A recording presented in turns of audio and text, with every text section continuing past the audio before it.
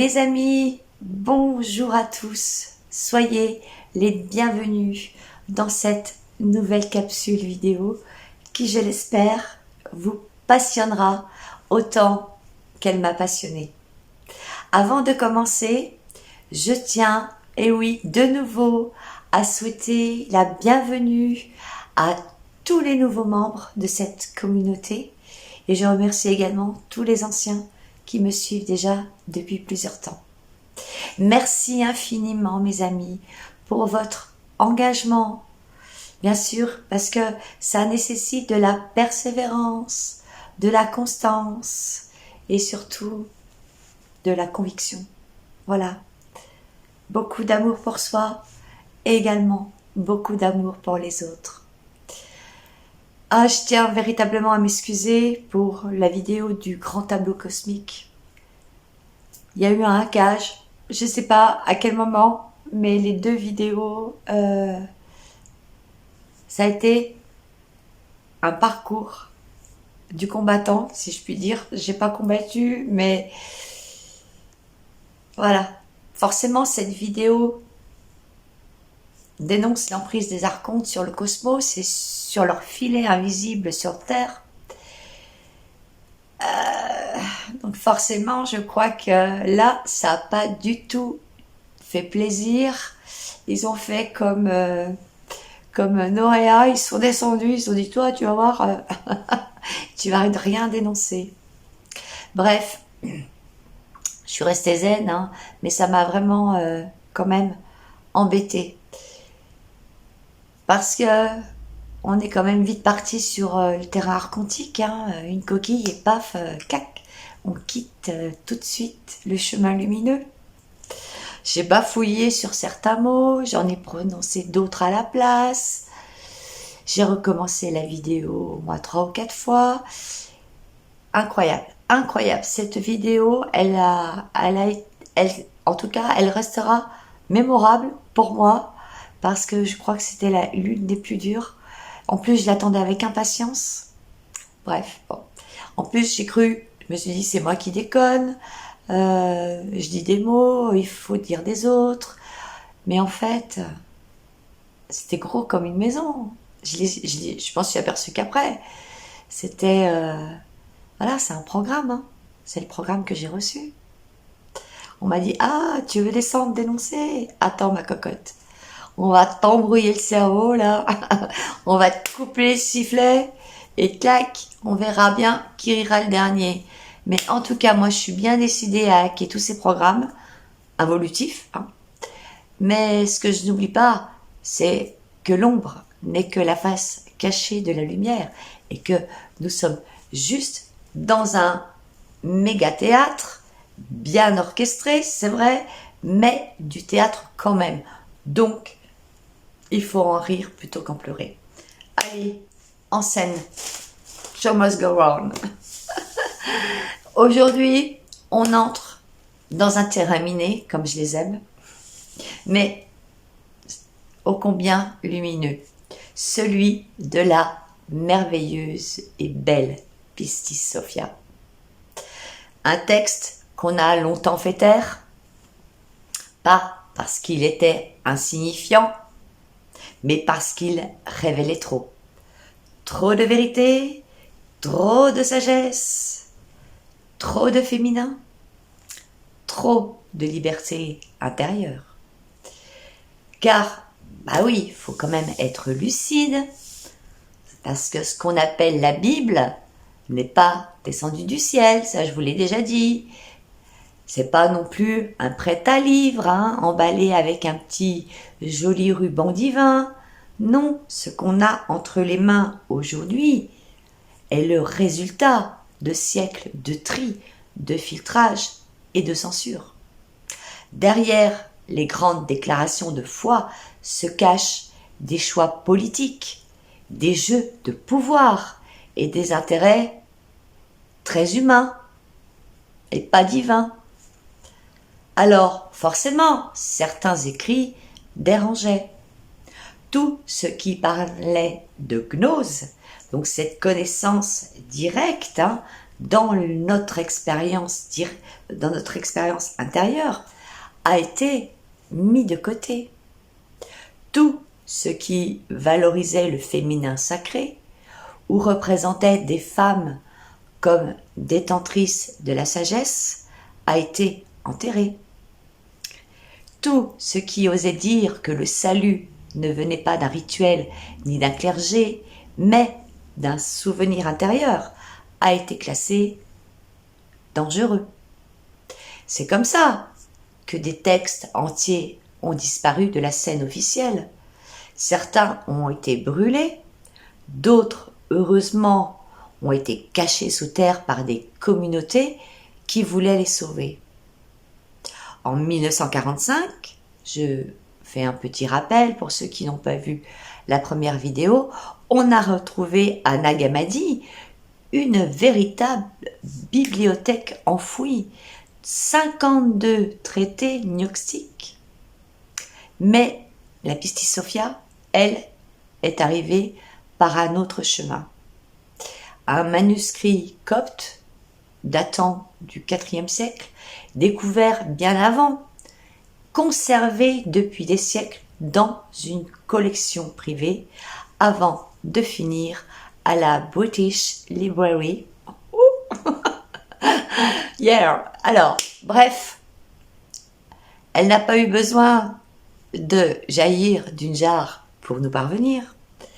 Elle a simplement patienté dans l'ombre, comme une flamme sous la cendre. Et aujourd'hui, elle revient. Pourquoi? Parce que je crois que le temps est venu. Parce que ce texte nous parle directement de ce qui nous arrive à nous en tant qu'âme incarnée. Parce qu'il raconte le destin de Sophia, la sagesse divine, qui chute, qui est trompée et qui souffre, mais qui finit par se relever. Et c'est ça notre histoire. Ce n'est pas une légende poussiéreuse, hein. C'est un miroir.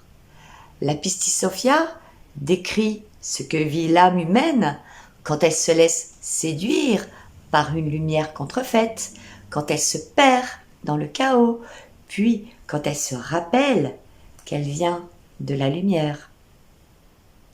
Voilà pourquoi ce texte a été censuré.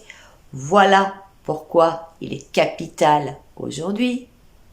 Parce que il dit, écoutez bien, hein, mais je crois que vous le savez déjà, vous n'êtes pas des pécheurs à racheter par le sang d'un autre. Vous n'êtes pas des créatures condamnées à obéir à une autorité extérieure. Vous êtes des enfants de la lumière une, simplement en train de vous souvenir. Alors, quand nous allons ouvrir ensemble le 5e des Comment d'être, honore ton père et ta mère, vous allez voir qu'il ne s'agit pas d'un petit rappel moral pour être de bons fils ou de bonnes filles, comme on disait dans le temps, de bonnes familles, hein. C'est bien plus vaste. Ce commandement parle de nos origines cosmiques, de ce Père Logos et de cette Mère Sophia qui vivent en nous. Et si on accepte, bien sûr, c'est ce que je vous invite à faire, à lire ce texte avec d'autres yeux, alors ce qui semblait une simple règle devient une clé. La clé qui nous libère de la dette, de l'obéissance aveugle et qui nous reconnecte à notre filiation divine. Allez, maintenant, on plonge dans l'histoire de Sophia. Sophia, ce nom signifie sagesse.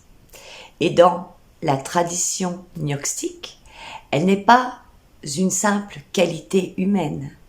C'est un éon, une puissance de lumière issue du plérôme, le royaume de la plénitude divine.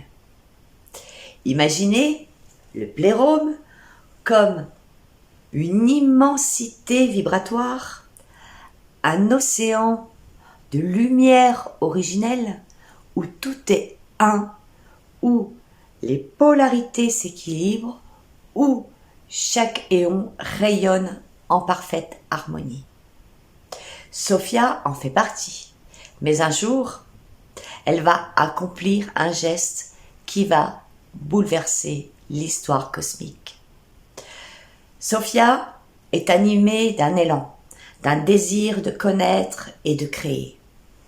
Mais au lieu de rester dans la syzygie, c'est-à-dire dans l'union avec son partenaire divin, elle agit seule.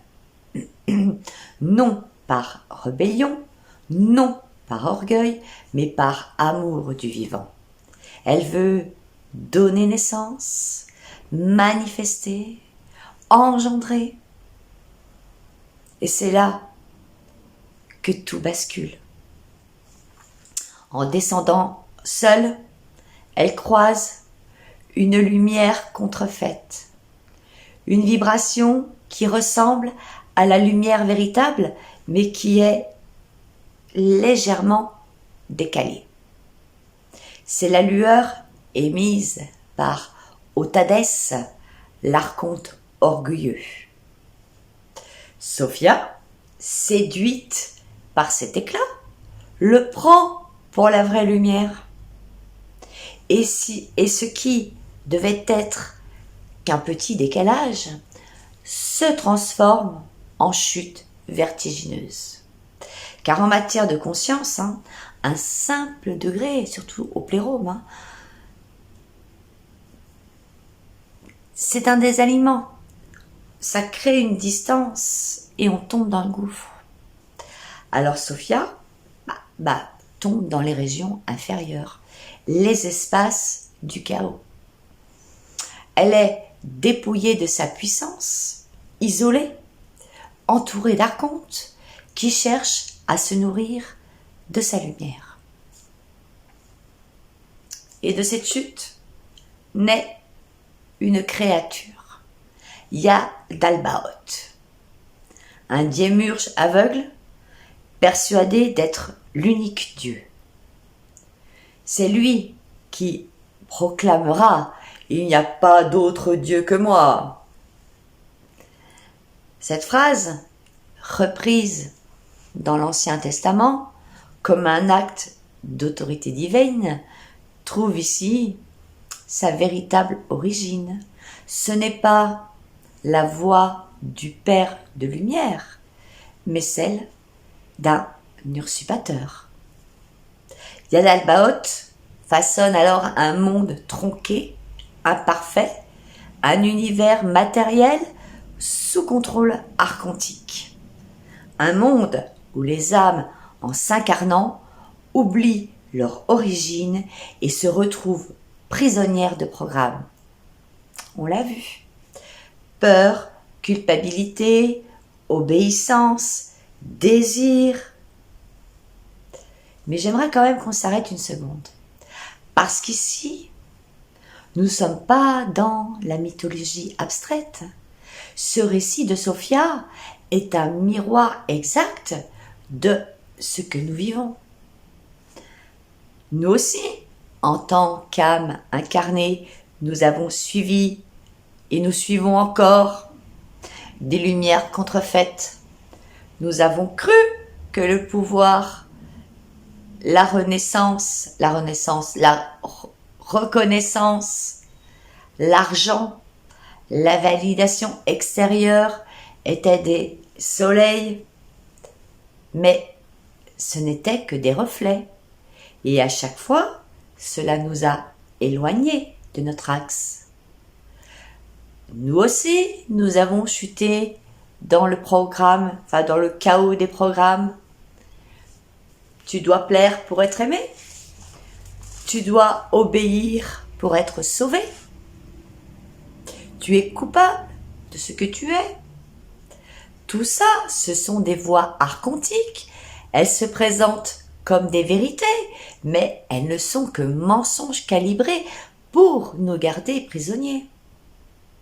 Et comme Sophia, nous nous sentons parfois dépouillés, perdus, éparpillés. Mais comme elle, nous portons un souvenir. Au cœur de sa chute, Sophia n'abandonne pas.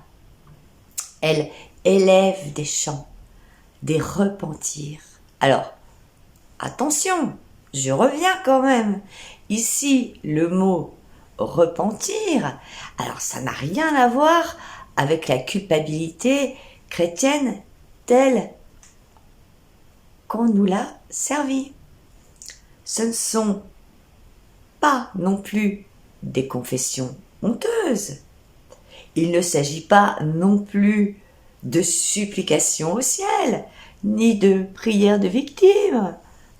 C'est le langage d'une initiée. Ce sont des élans vibratoires, des appels vers la lumière, des cris d'âme qui disent « Oui, ok, j'ai suivi la fausse lumière, je me suis trompée, mais je reviens vers la vraie. »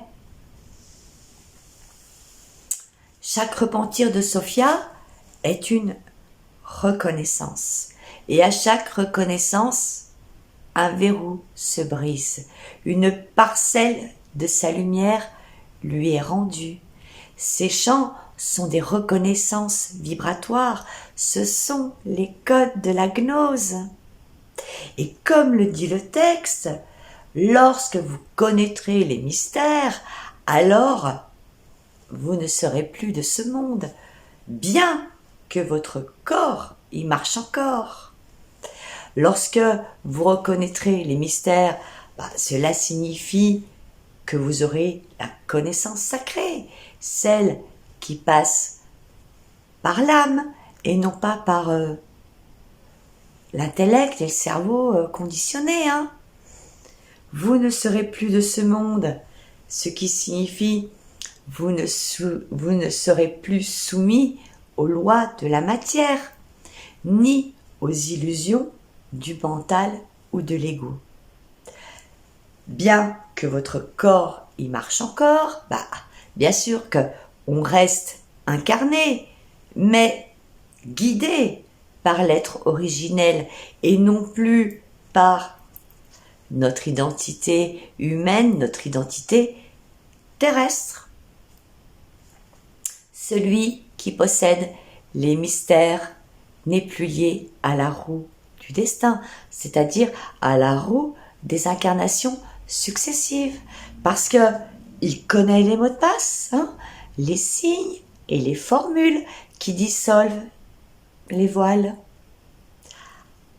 Voilà ce que sont les repentirs de Sophia, non pas des supplications, mais des clés initiatiques qui ouvrent les portes une à une. Et c'est là qu'intervient le Christos. Le Christos descend, pareil, non pas comme un sauveur sacrificiel, mais comme un médiateur vibratoire. Il ne fait pas à la place de Sophia. Il ne la rachète pas par son sang.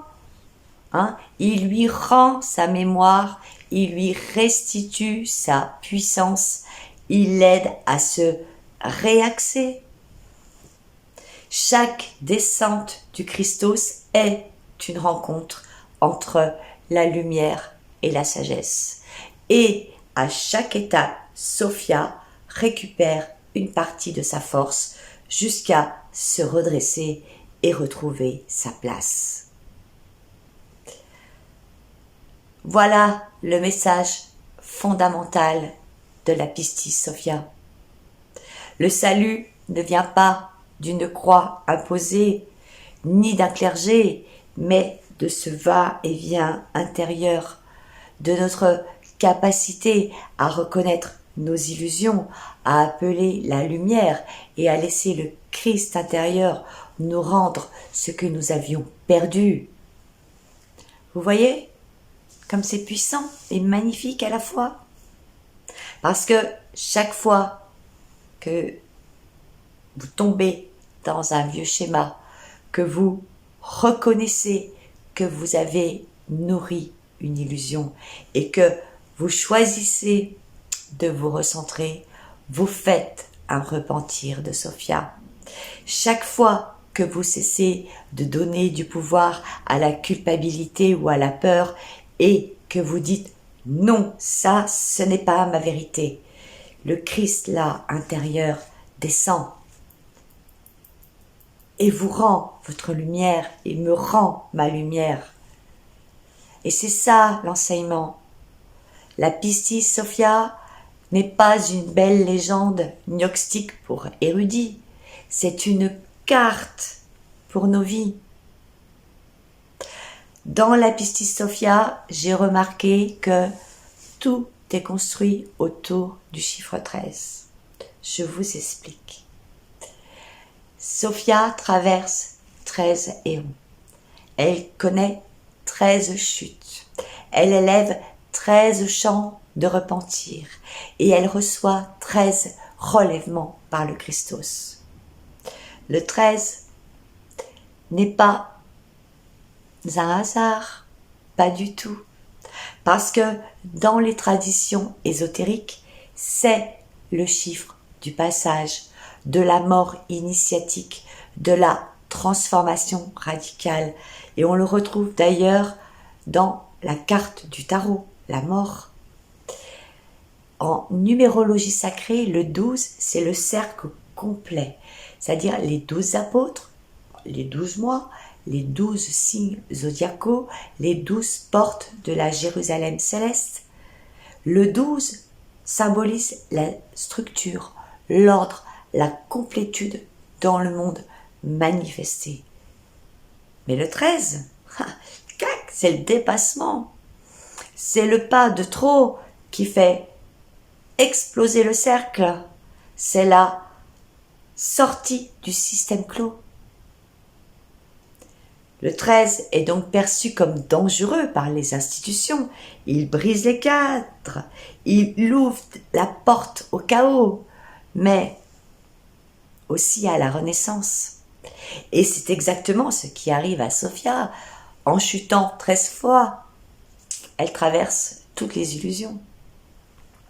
En élevant 13 repentirs, elle passe à travers tous les voiles. En recevant 13 relèvements, elle récupère toute sa lumière. Le 13, c'est le code de la transmutation totale. Vous comprenez pourquoi ce chiffre a été diabolisé dans la culture populaire. Vendredi 13, symbole de la malchance, superstition, peur. Mais en vérité, le 13 n'est pas maudit, il est libérateur. Chaque fois que vous franchissez un cycle complet, le 12, il y a un moment où la vie vous pousse à aller plus loin. C'est souvent une crise, une chute, une perte. C'est le 13. Et si vous traversez cette étape en conscience, alors vous serez transformé, vous allez en ressortir transformé. C'est le processus de Sophia et c'est aussi le nôtre. Et maintenant, je vous invite à regarder l'ironie. Parce que Jésus et ses 12 apôtres égale 13 autour de la table. La scène, souvent représentée comme un banquet de trahison. C'est le soir où Judas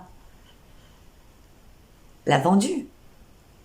Dans l'image collective, le 13 devient donc le chiffre du danger, le chiffre de la perte de Judas, de la trahison. C'est encore une inversion. Ce qui, dans la gnose, est symbole de libération et de renaissance, a été transformé en symbole de malheur. Pourquoi? Parce que reconnaître que le 13, c'est reconnaître qu'il n'y a pas de salut sacrificiel, il y a un passage initiatique. Et c'est ça, les institutions ne pouvaient pas le laisser circuler. Le 13 nous dit, quand tu crois que tout est perdu, ce n'est pas la fin, c'est le passage, c'est la résurrection. Quand tu tombes, c'est pour récupérer une lumière plus grande. Quand tu traverses le chaos, c'est pour renaître en totalité. Sophia a vécu ce chemin. Jésus l'a incarné. Et nous sommes appelés à le vivre à notre tour.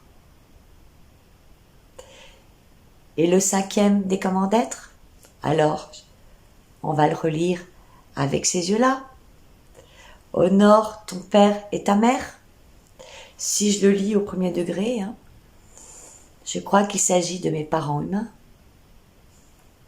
Mais si je le lis à travers Sophia, je comprends qu'il parle de mes origines cosmiques.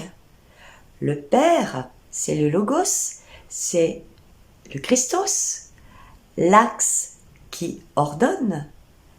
La Mère, c'est Sophia la sagesse, la matrice de vie. Honorer son père et sa mère, ce n'est pas obéir à la famille terrestre, ni se soumettre aux lignées, c'est reconnaître que je porte en moi Christos et Sophia. C'est unifier mes polarités intérieures. Et c'est ça la vraie gnose. Voilà la grande partie de Sophia, sa chute, la fausse lumière, Yad al-Baoth, les repentirs et le rôle de Christos, en lien avec le 5e des commandements d'être. Nous avons vu donc le destin de Sophia, sa chute, ses repentirs, son relèvement avec le Christos. Mais maintenant, posons la question essentielle. Qu'est-ce que cela implique pour nous ici et maintenant dans notre chair, dans notre corps, dans nos relations, dans nos choix de vie? Parce qu'un enseignement spirituel, de mon point de vue, en tout cas celui-ci, s'il reste au ciel, n'a pas de poids. Il doit vraiment toucher notre quotidien et vraiment, le faire rentrer là jusque dans nos os là. Le commandement « Honore ton père et ta mère » a souvent été lu comme une injonction morale. Respecte tes parents, obéis, au doigt et à l'œil, rends-leur des comptes s'il faut. Mais combien d'entre nous vivent encore prisonniers de cette lecture? Des adultes qui, au fond d'eux, continuent de chercher l'approbation d'un père ou d'une mère jamais satisfaits ou qui ont l'air de ne pas l'être. Des enfants devenus grands qui portent des secrets de famille, des dettes émotionnelles, des fardeaux transgénérationnels, comme si c'était les leurs. Des âmes loyales qui répètent des schémas, genre « Ah bah oui, non mais chez nous, on a toujours fait comme ça, on a toujours dit comme ça, t'as pas le droit de faire mieux que nous. » Et puis je l'ai vu aussi en accompagnement, si tu réussis, tu nous trahis. On nous a appris à croire que nos familles biologiques étaient sacrées, que le lien du sang là était indestructible, presque divin. Mais si on regarde avec les yeux de la gnose, on voit autre chose. La famille de sang fait partie des programmes archontiques. Elle crée une loyauté artificielle, invisible, et un filet qui nous enserre. Tout cela, ce sont des contrats archontiques, des voix qui paraissent familiales, mais qui sont en réalité des programmes d'enfermement. Oui, nos parents, nos enfants, nos frères et sœurs sont importants, mais ils ne sont pas tout. Ce ne sont pas des chaînes sacrées, ce sont des rencontres d'âmes sur le chemin de l'incarnation. Des alliés, des miroirs, parfois des adversaires aussi, mais toujours des opportunités d'évolution. Honorer ne signifie pas obéir ni porter. Ce n'est donc pas s'emprisonner dans un lien biologique. Honorer, c'est reconnaître ce que j'ai reçu et rendre ce qui ne m'appartient pas. C'est reconnaître que l'âme est plus vaste que la génétique et que notre vraie filiation est avec le Père Logos et la Mère Sophia. Prenons un exemple très concret, vite fait. Un parent qui a souffert de pauvreté et répète à son enfant continuellement: la vie est dure, hein, il faut se battre, hein, on n'a jamais rien sans souffrir. Ah, forcément, l'enfant obéit, il va répéter le programme, il s'épuise, il se bat, il se prive. Classique. Mais s'il s'honore différemment, il peut dire: ok, je reconnais ton chemin, mais moi, je choisis un autre regard et un autre chemin. Honorer, c'est dire merci pour la transmission, mais ne pas signer les dettes, hein. C'est bénir la lignée tout en ouvrant un nouveau chemin. Et spirituellement, c'est encore plus fort, parce qu'au-delà des parents biologiques, hein, honorer son père et sa mère, c'est reconnaître en soi le Père Logos et la Mère Sophia, la Mère Sagesse. C'est revenir à la filiation originelle. Chaque fois que nous vivons une fausse lumière, celle de « il faut réussir pour être quelqu'un », il faut se sacrifier pour être digne, il faut se conformer pour être accepté. Mais bien sûr, nous reproduisons la chute de Sophia. Et chaque fois que nous reconnaissons, ce n'est pas ma vérité, nous faisons un repentir. Chaque fois que nous choisissons l'alignement au lieu du mensonge, le Christ intérieur descend et nous restitue une parcelle de notre force. Sophia, ce n'est pas une vieille histoire gnostique, elle est, comme je l'ai dit tout à l'heure, une carte vivante de ce que chacun d'entre nous traverse. Alors, qu'est-ce que ça change concrètement dans notre posture d'âme incarnée? D'abord, nous cessons de courir après des validations extérieures, ok? Nous ne sommes plus des mendiants d'amour ou de reconnaissance. Ensuite, nous sortons du piège de la dette familiale, la dette religieuse, la dette sociale. Toutes ces voix qui disent « tu dois », 3 petits points, sinon t'es rien. Alors, nous retrouvons l'axe là, hein? Le Christos comme clarté intérieure, Sophia comme sagesse matricielle. Et là, à partir de là, nous ne vivons plus comme des enfants blessés, mais comme des enfants de la lumière. Imaginez une situation simple. Vous êtes à un repas de famille, je pense que ça, tout le monde l'a vécu. Bon, que ce soit votre père, votre mère ou quelqu'un d'autre, lance une phrase qui vous pique, voilà. tu devrais faire comme ton frère, ou alors tu devrais prendre exemple sur ta sœur. De toute façon, t'es jamais là. Euh, T'as toujours été différent, toi. Je pense que ça va vous parler, hein. Alors, bien sûr, si vous réagissez depuis l'enfant blessé, vous entrez dans le jeu, hein. Vous allez vous justifier, vous allez vous mettre en colère, vous allez éventuellement vous tenir coupable, mais là, vous allez perdre votre lumière. Mais si vous vous souvenez là, Sophia, vous inspirez, vous vous redressez intérieurement et vous dites, ok, j'honore la lignée en toi, mais je ne porte pas ce fardeau. Mon père et ma mère véritable sont la lumière. Et là, il y a quelque chose qui change. Vous nourrissez plus le système archontique, ni l'archonte. Vous restez aligné, vous faites un repentir vivant. Voilà ce que Sophia nous enseigne.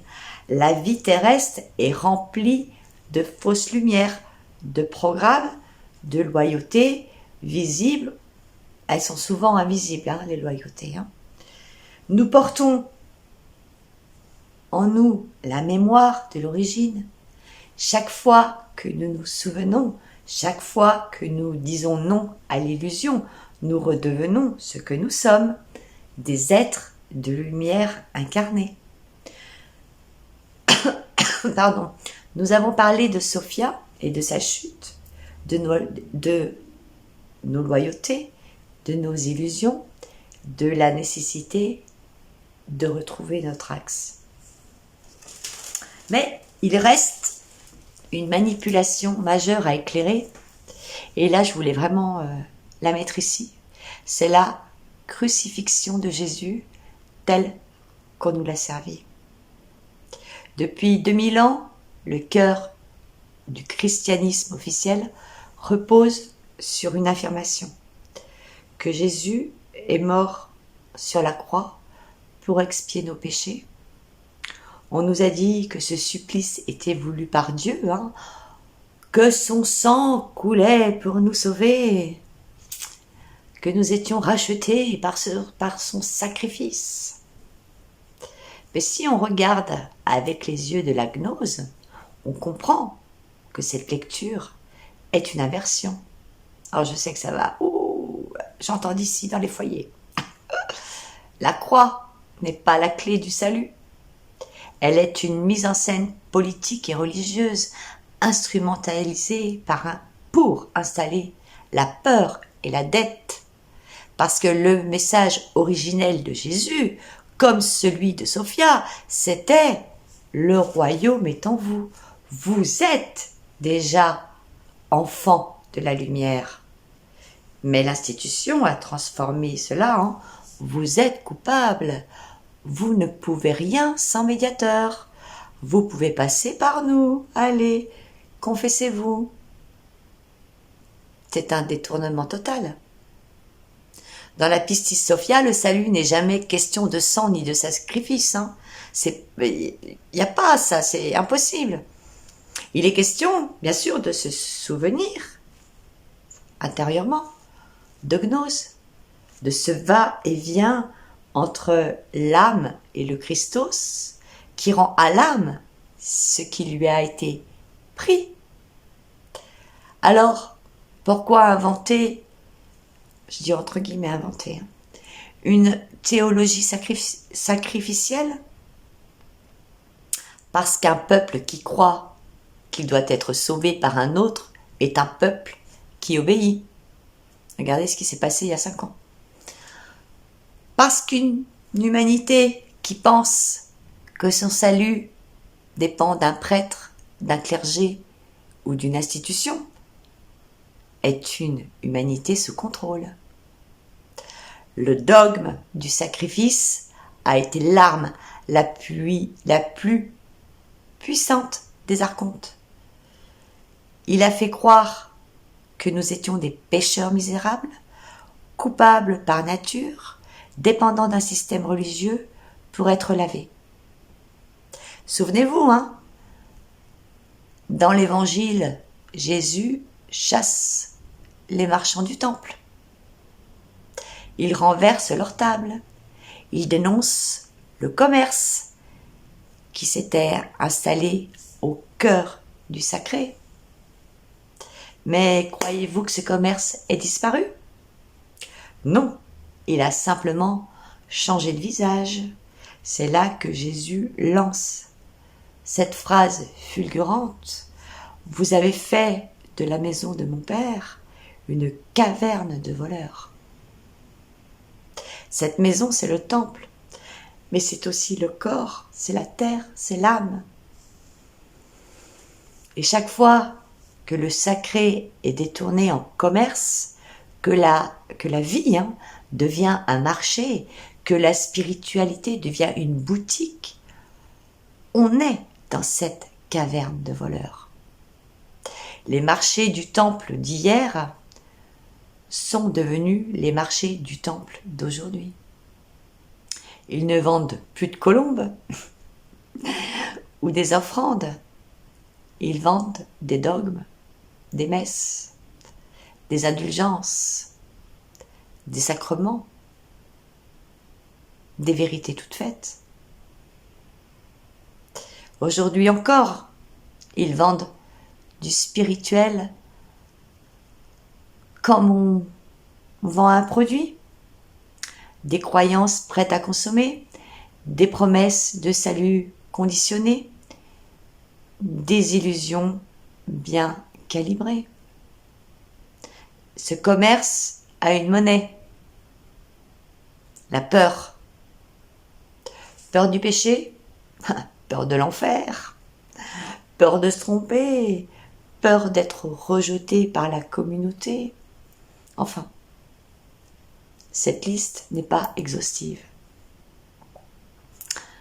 Et tant que l'âme se nourrit de cette peur, elle reste captive. Mais il n'y a pas que la peur. Aujourd'hui, les nouveaux marchands du temple vendent aussi la promesse de bien-être extérieur, des produits, des méthodes, des petits gadgets spirituels, des stages miraculeux, des formules toutes faites. Tout est calibré pour faire croire que la solution est hors de nous, de vous. En réalité, tout ce marché du bien-être est le reflet moderne des tables de change renversées par Jésus. Et le rôle de l'initié, comme Sophia, comme Jésus, est de dire « Non, je ne me nourrirai plus de reflets extérieurs. » Parce que, si vous l'avez reconnu, la vraie lumière est en moi. Sophia, dans sa chute, nous montre comment, rappelez-vous, une fausse lumière peut détourner une conscience. Elle y a fait face, elle y est allée. Jésus, dans son geste face aux marchands, nous montre comment les structures religieuses peuvent détourner le sacré pour en faire un marché.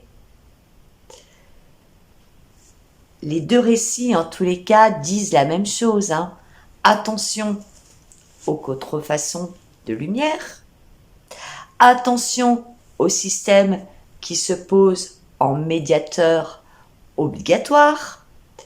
Attention aux autorités qui prétendent gérer votre lien avec le divin. La vraie lumière, elle, n'a pas besoin de marcher. Elle ne se monnaie pas, en tous les cas. La vraie lumière n'a pas besoin de sacrifice non plus. La vraie lumière se reconnaît. Elle ne s'achète pas. Alors aujourd'hui, qui sont les nouveaux marchands du temple? Je l'ai dit. Je vais me faire squeezer là. Clic, clic, clic, clic.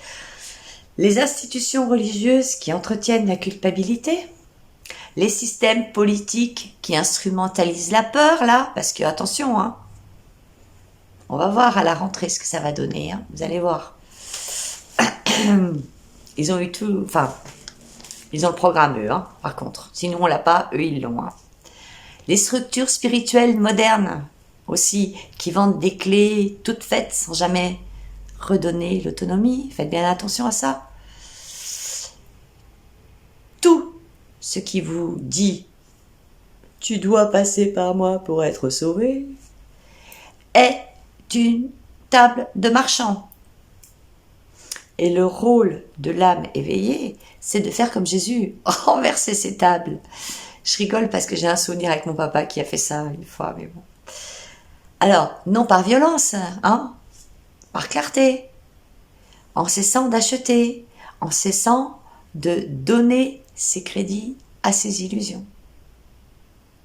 Parce que je suis tombée récemment sur une vidéo d'un prêtre en live, il était sur TikTok.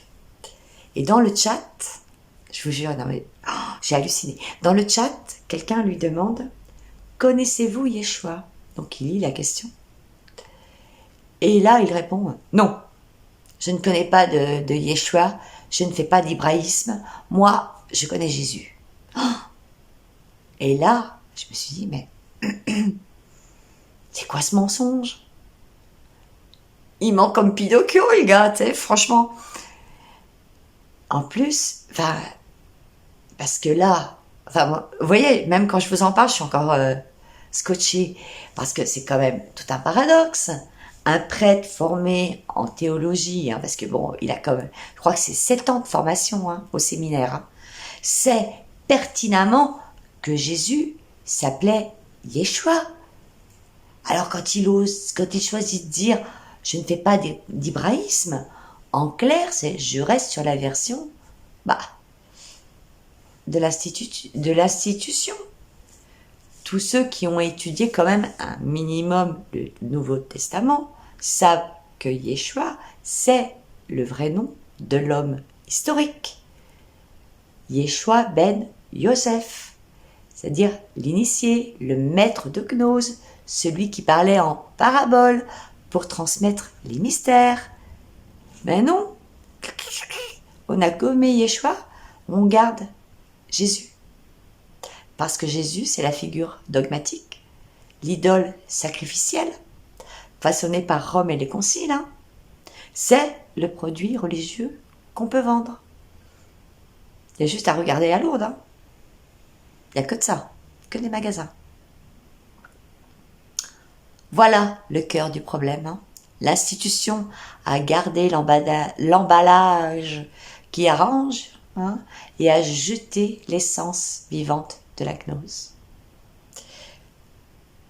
Mes amis, vous l'avez vu avec moi, ce 5e des comment d'être n'a rien à voir donc avec un petit rappel moral. Honore ton père et ta mère n'est pas une règle de bonne conduite familiale. C'est un code qui nous renvoie à l'histoire de Sophia et du Christos. Sophia, la sagesse divine qui chute, qui est trompée, qui souffre, mais qui se relève. Christos, le logos divin, qui descend, non pour sauver à sa place, hein, mais pour lui rendre sa lumière. Ce qui veut dire que Dieu ne viendra pas vous sauver, hein, mais il viendra vous rendre votre lumière quand vous l'aurez reconnue déjà en vous. Et ensemble, du coup, il nous rappelle que nous aussi, nous portons ces deux polarités en nous. Le Père Logos, l'axe, la clarté, et la Mère Sophia, la matrice, la mémoire vivante. Honorer son père et sa mère, c'est donc honorer aussi cette double présence en nous. C'est reconnaître que nous sommes fils et filles de la lumière et non des enfants de la dette. Cela veut dire que nous pouvons aimer nos parents, bien sûr, mais on n'est pas obligé de répéter leur fardeau. Hein, que nous pouvons respecter nos lignées sans nous soumettre à leur programme. C'est compliqué, hein, parce que là, le conditionnement familial, c'est très compliqué. Que nous pouvons aussi marcher dans ce monde, mais sans être de ce monde. Et surtout, cela veut dire que nous pouvons cesser de nourrir les marchands du temple moderne, les systèmes religieux qui entretiennent la peur, les structures sociales qui nous tiennent par la culpabilité, les fausses lumières qui nous détournent de nous-mêmes. Chaque fois que nous disons « non », je ne payerai plus ce tribut, je me souviens de qui je suis, nous faisons un repentir de Sophia et le Christ intérieur descend et nous restitue notre force, notre lumière, notre souveraineté. Alors pour clore, je voudrais que vous preniez un instant. Je vous invite à fermer les yeux, à respirer profondément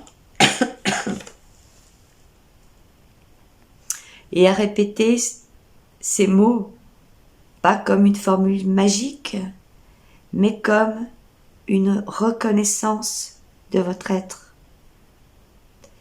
Christos me redresse, Sophia me porte, je suis un enfant du plérôme. Allez, on le répète.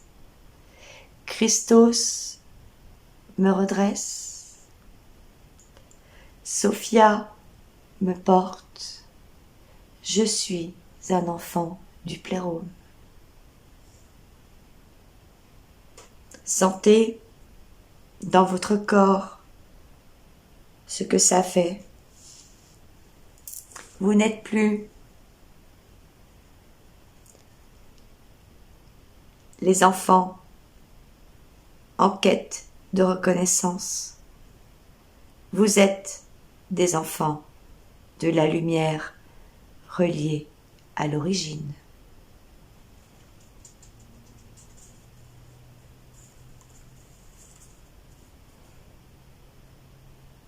Parce que chaque fois que vous reconnaissez une illusion, souvenez-vous des repentirs.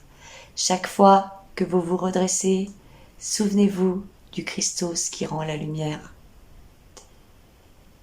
Et dites-vous, honorer, ce n'est pas obéir, c'est unifier. Voilà la véritable lecture, à la lumière de mon être originel, de ce 5e des commandes d'être. Et si vous l'intégrez alors dans votre vie,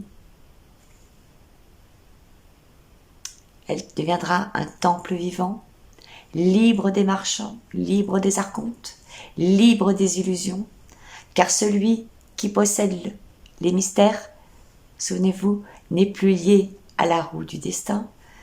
Ça veut dire que quand l'être originel est reconnu et intégré, on sort du cycle infini des réparations, des boucles karmiques et transgénérationnelles.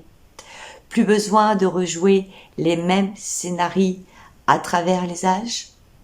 Plus besoin, de retravailler sur soi encore et encore, comme si on était un chantier jamais terminé.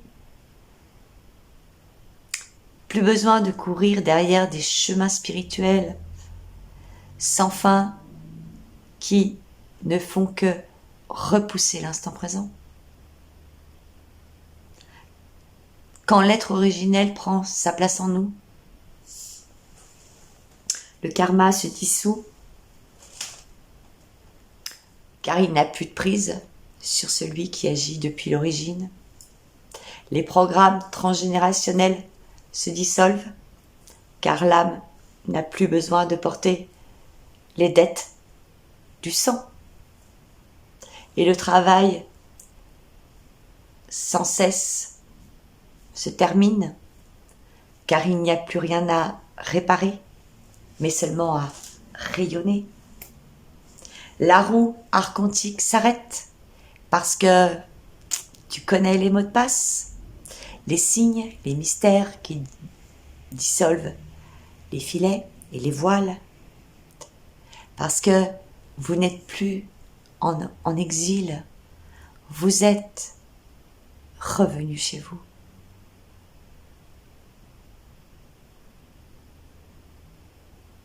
Voilà.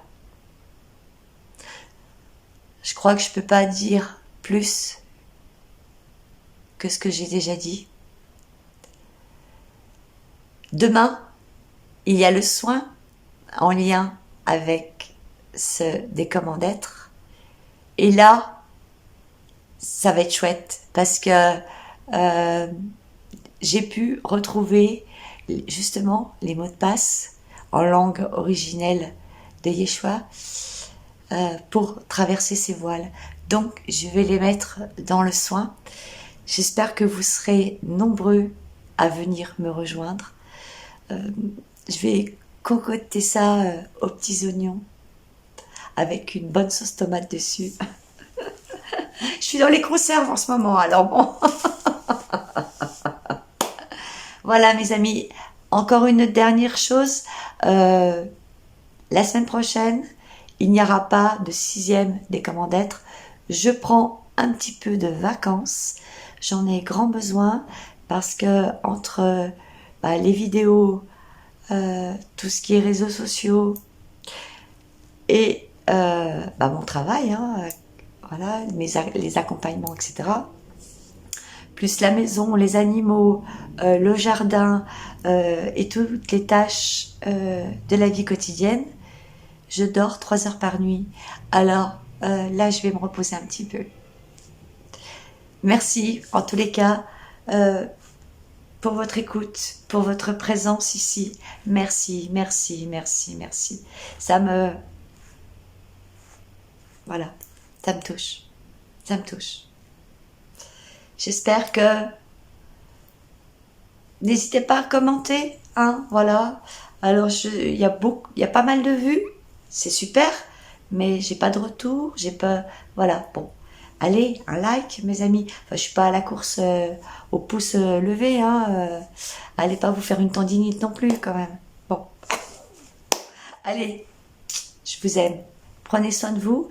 Donc, demain, le soin, et on se revoit dans 15 jours pour le 6e ou pas, ou peut-être, je sais pas où est-ce que mon âme me mène.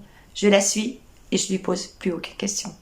Allez, tchuss, à la semaine, à demain, bye bye.